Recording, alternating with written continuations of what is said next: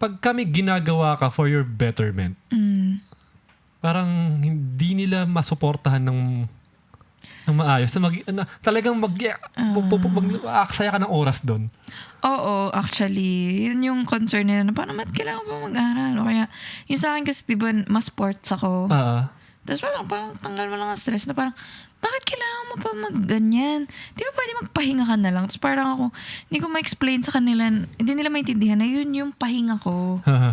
Na parang, hindi kasi ako pwede yung tulog lang sa bahay, yung nakatanga lang sa bahay.